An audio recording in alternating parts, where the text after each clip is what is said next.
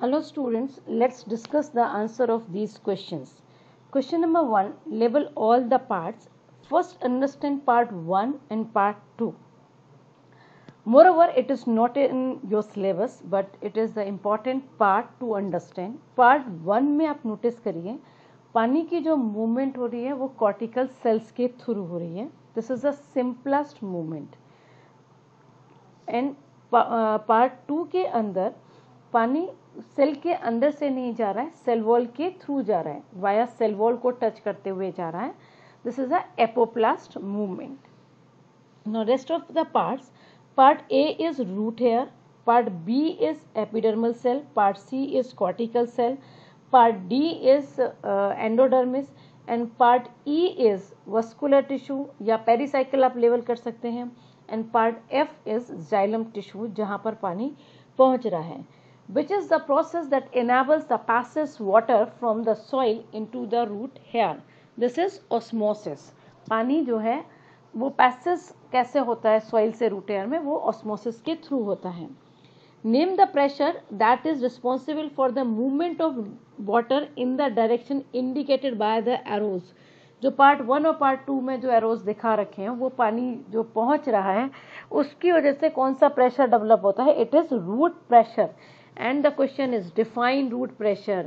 Root pressure is the pressure exerted by the cortical cells of the root upon the liquid content under fully turgid condition. जब cell जो है वो पूरी तरीके से turgid condition में होती है.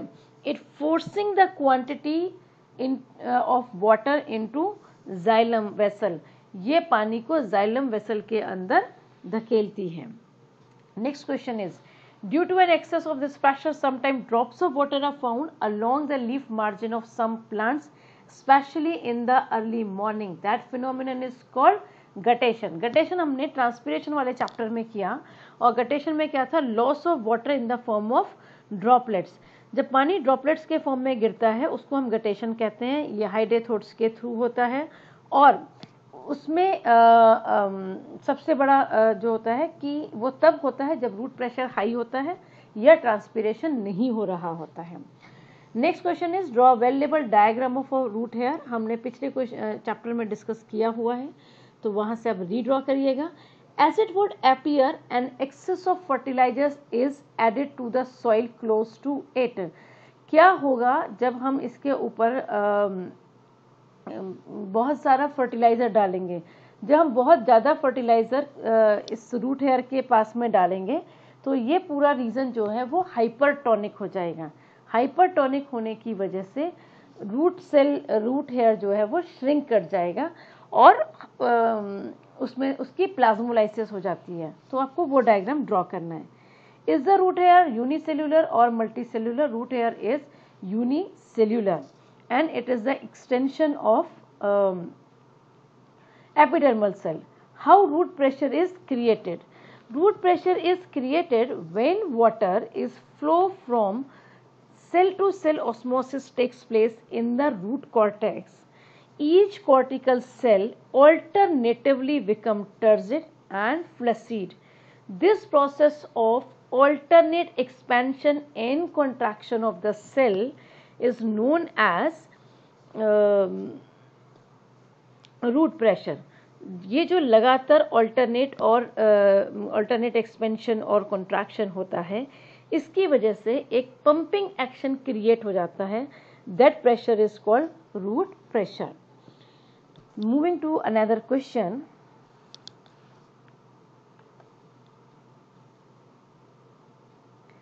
Read the given diagram and answer the following questions. In this diagram, what you have to explain what is osmotic pressure. पहले समझिए आप इस डायग्राम के अंदर पहले वाटर का लेवल ये था, अब वाटर का लेवल यहाँ से यहाँ पहुँच गया तो we have gain this height. ठीक है, आपने फिजिक्स में पढ़ा होगा एक प्रेशर का, लिक्विड में प्रेशर का फॉर्मूला होता है H/D/G. तो ये हाइट गेन करने की वजह से एक एडिशनल प्रेशर क्रिएट हो गया. This pressure is called osmotic pressure. Right. So what is definition of osmotic pressure? ये सारी डेफिनेशन आपको जो आज असाइनमेंट शेयर किया हुआ है उसमें PDF में दी हुई है, इसलिए आप वहां से पढ़ लीजिएगा।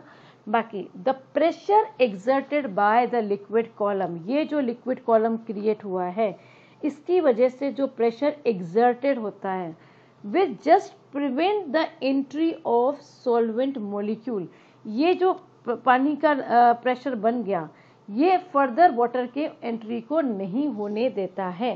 This is called osmotic pressure, उसको हम क्या बोलते हैं? ऑस्मोटिक प्रेशर बोलते हैं। Right, next question is what is the purpose of using porous membrane? Here we have used the porous membrane. This porous membrane is semi-permeable membrane. Give example of semi-permeable membrane. You can use parchment paper. You can use goat's bladder also. Why water rise in second beaker? Water rise in second beaker because the water move from this beaker to Thistle funnel. देखिए beaker के अंदर क्या है? Pure water है। इस थिशल funnel के अंदर क्या है? डाई सॉल्यूशन है। So that is a solution. ये जो सॉल्यूशन है दिस इज हाइपरटोनिक, और पानी जो है वो है हाइपोटोनिक। वाटर हाइपोटोनिक से हाइपरटोनिक पर मूव करता है। Right, next question is what is osmotic potential? Osmotic potential का मतलब क्या होता है? ऑस्मोटिक पोटेंशियल का मतलब होता है कि पोटेंशियल क्या होता है कि आपके पास में किसी चीज की प्रोबेबिलिटी ज्यादा है, तो बीकर का ऑस्मोटिक पोटेंशियल ज़्यादा है और थिशल फनल का ऑस्मोटिक पोटेंशियल कम है, इसलिए वाटर हाई ऑस्मोटिक पोटेंशियल से लो ऑस्मोटिक पोटेंशियल की तरफ मूव करता है। तो osmotic potential of a solution is the measure of tendency of water molecule to diffuse out of it. ये वाटर के डिफ्यूज होने की एक टेंडेंसी को दिखाता है। Differentiate between osmotic pressure and turgor pressure. Osmotic pressure is the pressure which is created by the liquid content. वो जो liquid content आपका attain हुआ है उसकी वजह से होता है, ठीक है, और वो further entry of water molecule को prevent करता है। Turgor pressure is the pressure exerted by the liquid content on the cell wall.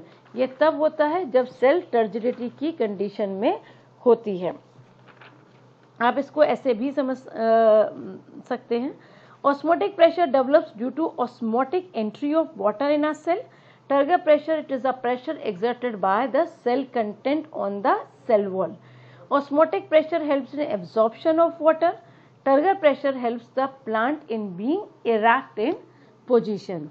Now moving to another question. Given diagram shows turgidity. Read the diagram and answer the following question. Define turgidity. Turgidity is a condition when cell is fully charged with water. This definition already given in your PDF. So जो आज link share किया उसके अंदर है।